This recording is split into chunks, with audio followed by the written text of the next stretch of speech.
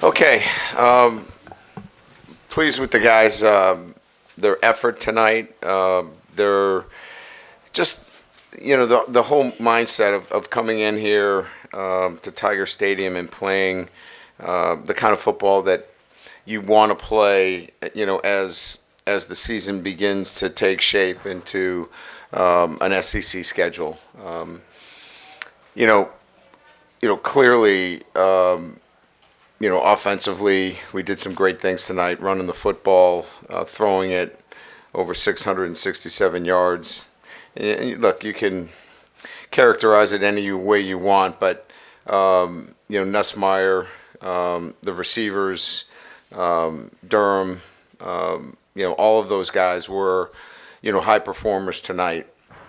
And, I thought, defensively, other than the one drive in the third quarter, I thought we did some really good things defensively. We've got to tighten up a couple of things here and there, but, by and large, that's a difficult offense to defend.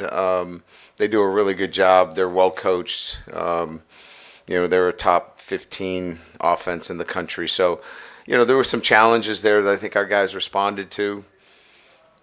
Bottom line is we've gotten better over the last, 5 weeks, and that's what we needed to be going into this off week as we get ready for an SEC schedule.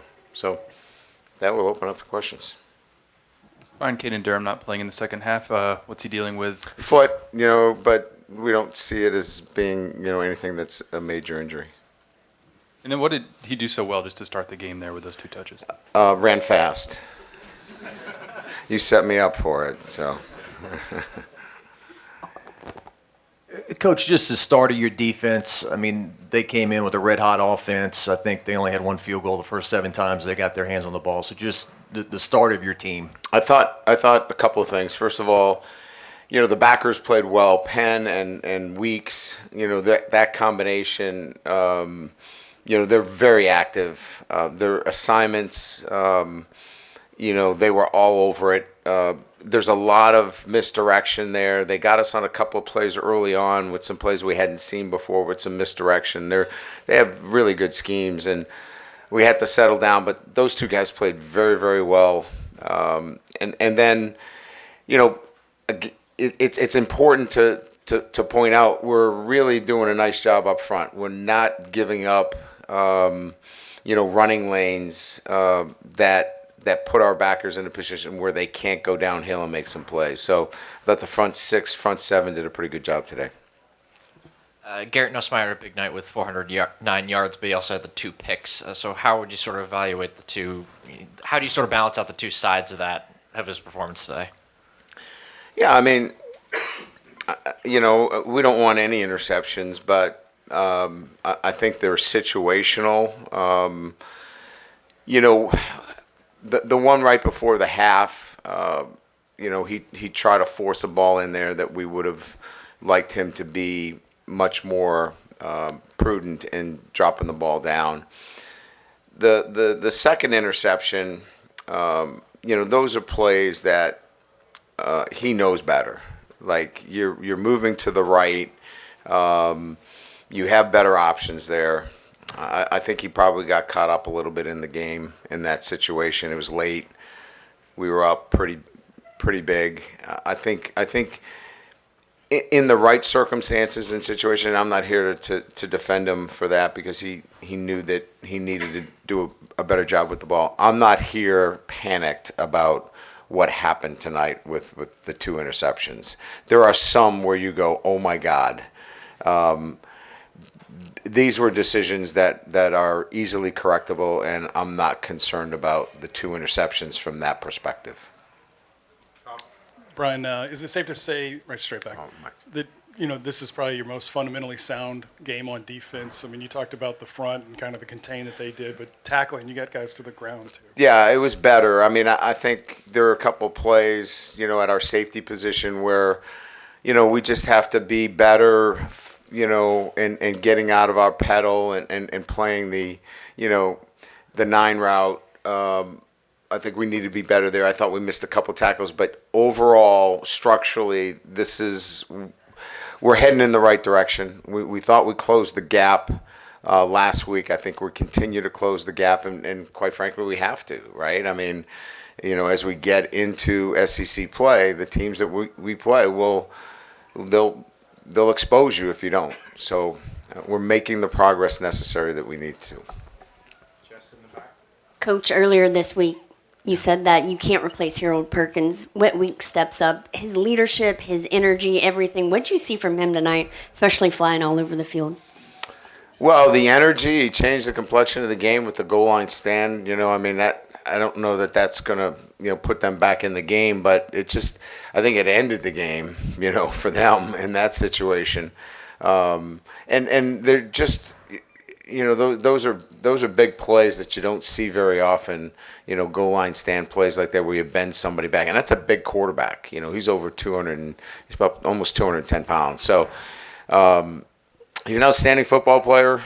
You pair him up with Penn, who's assignment correct. We put him in some tough situations, Greg, tonight too, where he had to cover a receiver on 2 or 3 occasions coming up underneath out of the backfield. And I told Blake a couple of times, I go, "You're a linebacker coach. You're a tough guy. I mean, you're asking him to do some things that I would never ask him to do that." So those two pair up really well and kind of feed off each other. Yeah, Coach, right here to your right. Just the next week, what does it kind of look like for you guys in terms of recovery and kind of the things you want to see during this bye week before, obviously, you guys prepare for all this? Yeah, we're gonna register all of our guys to vote on Monday. So a big voter registration day. Get their absentee ballots in and make sure that that's done. And then it's not really a recovery week. We're going to practice. We still have some real work to get done. We'll treat the second bye week as a recovery week. This will be a kind of a work week for us. Hey, Brian, just kind of a similar question to what was asked earlier, but just in the context of the defense not having Harold today, how did you guys kind of plug that hole? Like, what did you see in terms of you guys making changes to fill that absence?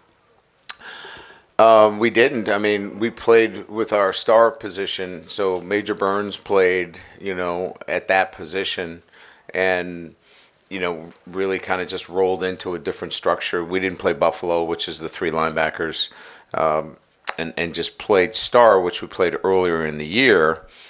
And so the biggest difference was that we were subbing in Whit Weeks, and he didn't sub in today. So aren't we smart? That fundamentally is really the only difference, is that you kept Penn and Whit Weeks on the field most of the game, if not the whole game, and then Burns and Kylan played a little bit at the star as well. That was the configuration. Coach, on Caden, that's 200 yards. They're watching the Alabama-Georgia game in there. Obviously, Georgia came back and scored again or something. Who knows? It's like a track meet. Back here, Coach. No, just, Back. Okay, so good. Whatever. Coach, on Caden, that's 200 yards in the first half combined. It feels like 3 straight weeks he's really getting better and better. Just talk about kind of his growth since he kind of walked in as a true freshman to where he is at this point in the year.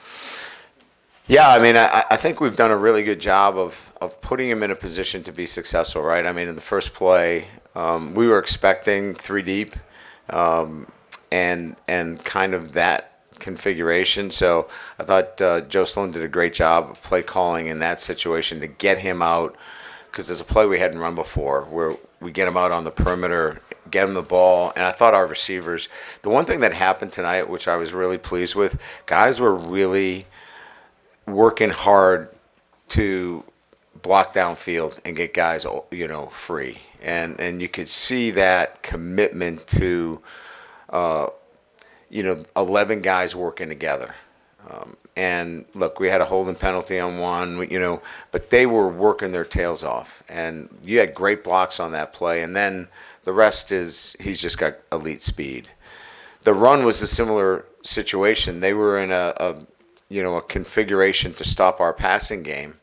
And as I said earlier in the year, we were worried about the run game, but we were getting loaded boxes. Now we're getting defensive structure that is trying to prevent the passing game, and it's giving us fair looks in the run game, and you saw what happened. And so he was the beneficiary of a pretty fair box in terms of run, and then he uses his elite speed. We got time for 2 more, Corey. Brian, through the first 5 games, how would you assess your safeties when they are asked to cover? And if there are things you feel like those guys need to work on before Ole Miss comes in, where do you guys sort of look? Yeah, I mean, I think it's an issue that we have to continue to evaluate, and who's the right group that should be on the field. And it's look, it's not like we're pressing them and putting them down on the line of scrimmage. I mean, I think we just have to be technically better, not necessarily ask somebody to do something that they can't do. We were 12 yards deep, and we were late getting out of our pedal. So the guys can play the position. They just have to be technically better. And then we're going to, Tuesday we're going to put the guys on the field that we think can win SEC games for us. So what's that rotation look like? As we've said, and we've talked about this, we've rolled a lot of guys in there. We get to, 2 weeks from today, there's not going to be a lot of rolling. There's going to be guys that are going to be playing. So this has kind of been to try to get it on film and say, these are the guys that should be starting. Front left, Coach. We still haven't seen Chris Hilton. What is his status going into the bye week and then Ole Miss? Yeah, again, I think this has been more about getting somebody that is at 100% than at 85, 90%. We could have had him out there tonight, but we want him at 100%. And there was no sense of getting him out there tonight, and we felt like we had enough firepower, and we want him at 100%. Thanks.